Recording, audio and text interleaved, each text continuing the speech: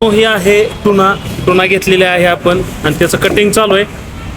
तर या पद्धतीनं कटिंग करतात त्याचे आपण याचे गोल पीस मारणार आहोत.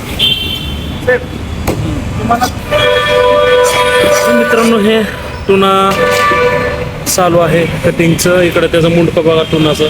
हा खूप दिवसापासून खायची इच्छा होती टुना. आज आपल्याला एकदम पातळ करा.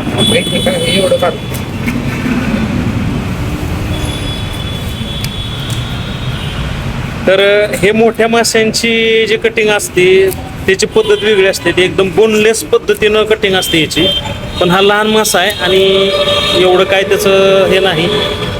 हा मासा खायला थोडासा आंबूस लागतो असं मला बहिणीने सांगितलं. ओनर जे आहे ते फिश मार्केटचे.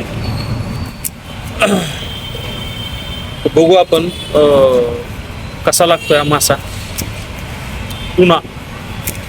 मला कमेंट करून सांगा की याला मराठीत काय म्हणतात.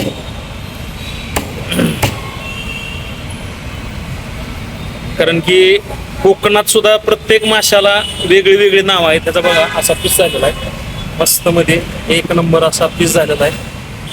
बघू शकता एकदम मटणासारखा.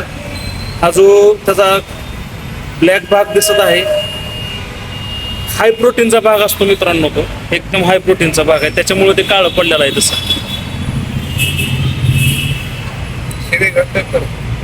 हो.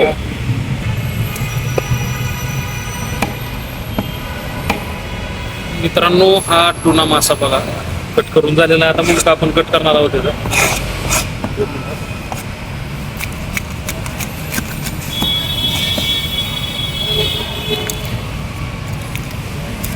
पाश्चिमात्य देशात या माशाला खूप मागणी आहे आणि बऱ्याच चावनं हा मासा खाल्ला जातो. मुंडकं सुद्धा सोडत नाहीत ना हाडं सुद्धा सोडत नाहीत. ह्याच्या हाडाच्या मध्ये जे बोन मॅरो असतो तो मोठ्या माशांना असा चमच्याने काढून खातात. ती तुम्ही कधी बघितलं असेल नसेल. बोन मॅरो जो असतो तो या इथं जे चमकतंय तुम्हाला टिकलीसारखं दिसतंय हे हा बोन मॅरो आहे. हा चमच्याने काढून खातात मोठ्या माशाचा.